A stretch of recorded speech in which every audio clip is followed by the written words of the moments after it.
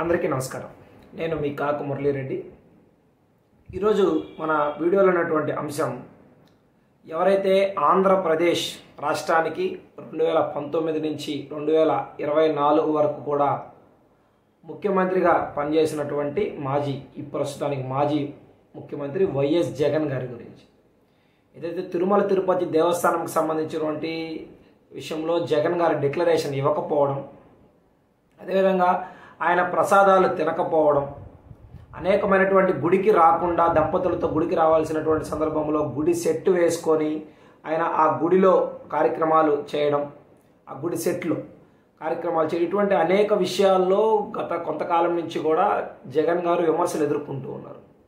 అయితే దీని అంతటికీ కారణం ఆయన క్రిస్టియానిటీని అనుసరించడమే అనేటువంటి కారణాలు, అదేవిధంగా విమర్శలు కూడా తలెత్తాయి.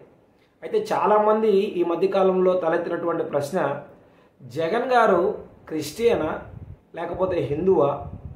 అలా మరి క్రిస్టియన్ అయితే జగన్మోహన్ రెడ్డి అని ఎందుకు పెట్టుకుంటున్నారు అనేటువంటి ఒక ప్రశ్న ఈరోజు అందరి మనసుల్లో కూడా మెదిలినటువంటి.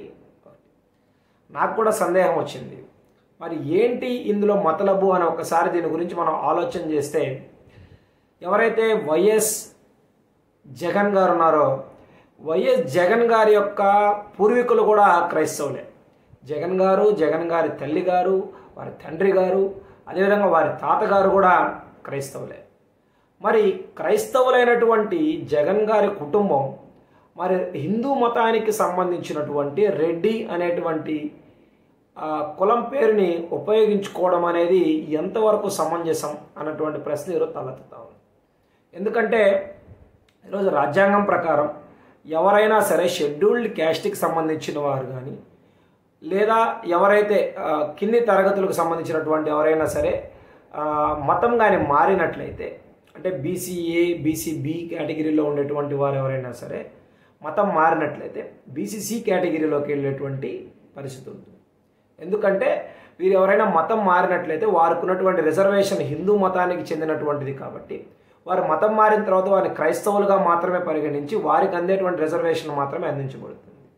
మరి ఓసీల విషయంలో అటువంటి పరిస్థితి లేదు కాబట్టి, ఓసీలకంటూ రిజర్వేషన్ అనేది ఉండదు కాబట్టి, మతం మారినా సరే కులాన్ని కొనసాగించుకుంటూ రాజకీయ లబ్ధి పొందడానికి కావచ్చు, లేదా ఆ మతానికి సంబంధించినటువంటి వారిని క్రైస్తవులుగా మార్చేందుకు కావచ్చు, ఈ యొక్క వైఖరిని అవలంబిస్తున్నట్టుగా మనం అర్థం చేసుకోవాల్సినటువంటి పరిస్థితి. ఈరోజు జగన్ గారు అటు క్రైస్తవుల ఓట్ల కోసం, అదేవిధంగా రెడ్డి కులస్తుల ఓట్ల కోసం కూడా రెడ్డి అనేటువంటి పేరుని తన పేరు చివర కొనసాగింపుగా చేస్తూ ఉన్నారు. గతంలో రాజశేఖర్ రెడ్డి గారు కూడా ఈ యొక్క పరిస్థితిని కొనసాగించారు.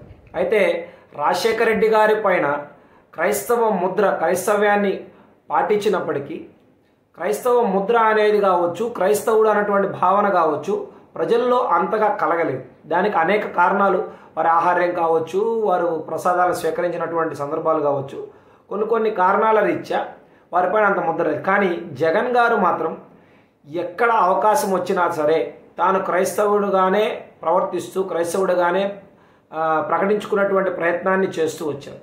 బహుశా వాళ్ళు క్రైస్తవ మిషనరీల దృష్టిని ఆకర్షించడం కోసం కావచ్చు, క్రైస్తవుల యొక్క ఓట్లను పొందడం కోసం కావచ్చు, హిందువులు గుంపుగత్తుగా ఓట్లు వేసేటువంటి అవకాశం లేదు కాబట్టి మైనారిటీల ఓట్లను పొందే దాంట్లో ప్రయత్నంలో భాగంగా కావచ్చు, దాన్ని కొనసాగిస్తూ వచ్చారు.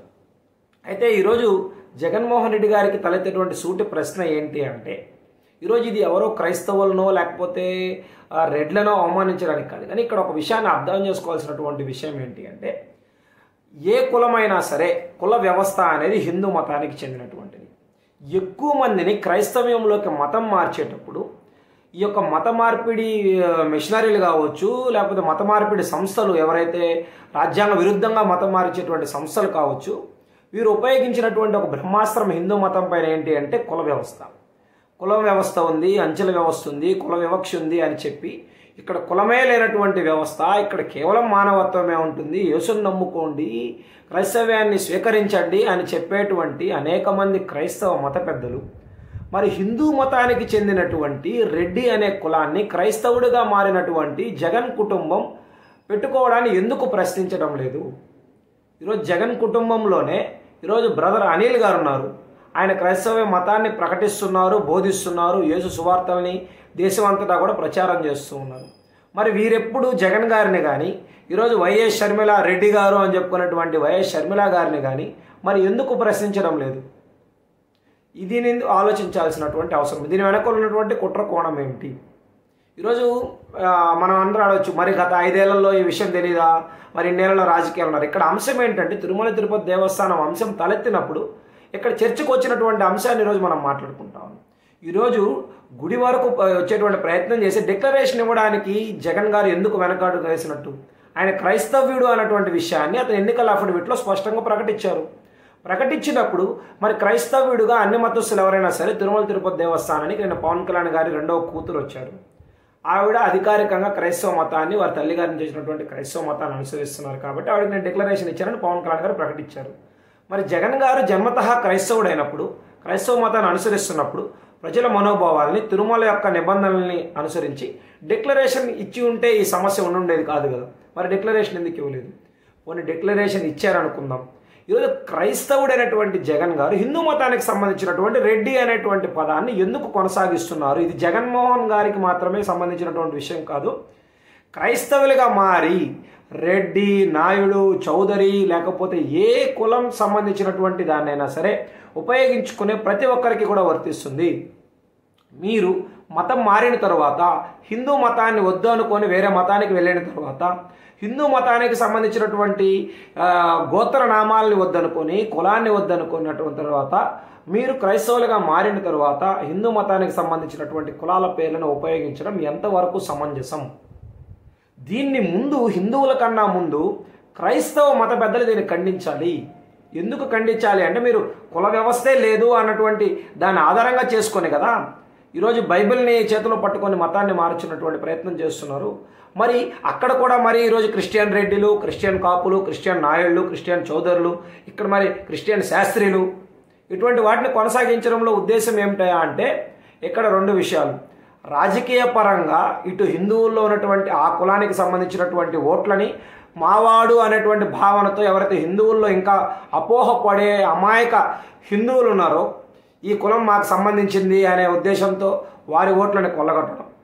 అదేవిధంగా ఆ కులంకి సంబంధించినటువంటి ఇతర బంధువులు కావచ్చు, ఆ కుటుంబంతో సంబంధాలు ఉన్నటువంటి వారిని కావచ్చు, మా కులం వారు కూడా మతం మారారు, మేము కూడా మారవచ్చు అనేటువంటి ఒక దారిని ఏర్పరిచేందుకు మాత్రమే ఇటువంటి విధానాన్ని అనుసరిస్తున్నారు అన్నటువంటి విషయాన్ని మనం అర్థం చేసుకోవాలి. ఈ యొక్క కుట్రల్ని లేకపోతే ఒక హిందూ ధర్మం పైన, హిందూ సంస్కృతి పైన, హిందూ జీవన విధానాల పైన ఎన్ని రకాలుగా దాడులు చేయొచ్చో, ఎన్ని రకాలుగా హిందుత్వానికి హిందువుల్ని దూరం చేసేటువంటి ప్రయత్నం చేయొచ్చో అర్థం చేసుకోవడం కోసం మాత్రమే ఈ వీడియో చేస్తూ ఉన్నాం. కాబట్టి ఇది ఎంత మాత్రం కూడా సమంజసం కాదు అన్నటువంటి విషయాన్ని తెలియజేస్తూ, ఈ విషయం ఎవరికైతే చేరాలో వారికి తప్పనిసరిగా ఈ వీడియోని షేర్ చేయండి. వారిలో మార్పుని మనం కావాలని కోరుకుంటూ, వారికి నచ్చిన మతాన్ని వారు అనుసరించేటువంటి హక్కు రాజ్యాంగం ఇస్తుంది. బలవంతంగా మత మార్పిడి చేయకుండా వారి స్వేచ్ఛగా వారు ఏ మతాలైనా అనుసరించవచ్చు. మరి అనుసరించే క్రమంలో ఇతర మతాలకు సంబంధించినటువంటి వాటిని కొనసాగించడం అనేది హిందువుల యొక్క మనోభావాలను గాయపరచడమే. హిందువులలో మత మార్పిడి యొక్క ఆలోచనల్ని బలవంతంగా ప్రలోభపెట్టేటువంటి ప్రయత్నం చేయడమే. ఆ కులాల వారు కూడా క్రైస్తవంలో ఉన్నారు అన్నటువంటి విషయాన్ని ప్రకటించేటువంటి ప్రయత్నం చేయడమే. ఇది సమంజసం కాదు అన్నటువంటి విషయం తెలియజేయడం కోసమే ఈ వీడియో చేయడం జరుగుతుంది.